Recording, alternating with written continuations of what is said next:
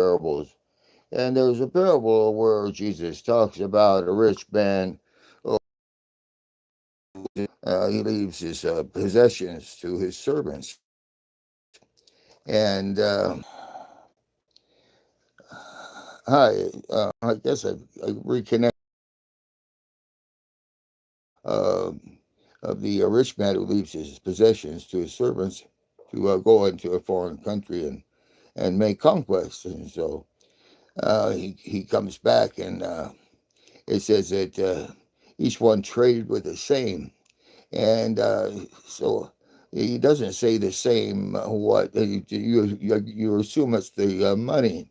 But I've talked about this before. However, I didn't specify that this money actually represents trust and faith in other people, and that's what this king, would be king or rich man had when he gave his wealth, and he entrusted his wealth to his servants. And so he traded with the same. The one had gained 10 talents, and another one had gained five. One had gained two.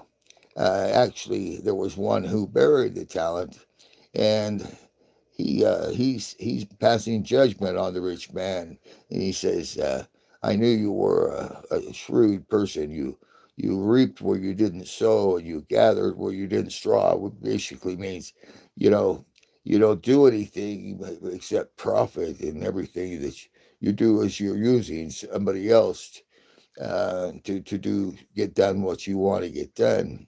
And so the rich man, he responds to him, you know, um, well, you wicked and slothful servant. If you knew I was such a user and abuser, you should have at least put my money into the banks to draw interest, so that somebody could have got some use out of it instead of just burying it into the ground. Um, but he says, "You wicked and slothful," and so he's saying he's passing judgment back on to the servant, the same kind of judgment that the servant was making on him. And he says, take the one item that the denarius that he buried in the ground, give it to the one who has 10. And they protested, well, he has 10.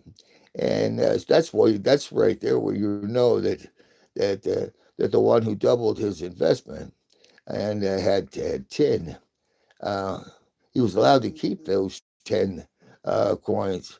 And if the one who had buried it in the ground had realized that if he would have attempted, it was never about him, the rich man, making more money.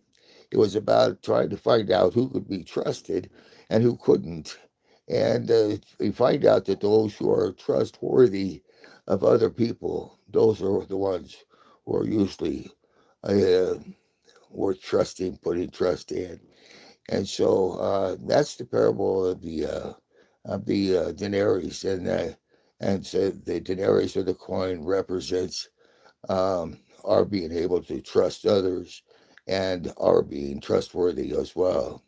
And so you must trust other people to invest in them, and it's a big part of being prosperous is that you have faith in other people, not just faith in God. Faith in God helps us to have faith in other people, and without faith in other people, it makes it very hard for us to love our neighbor as ourselves.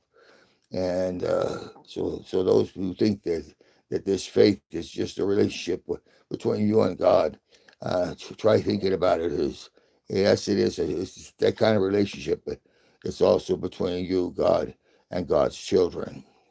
And hopefully you're one of them.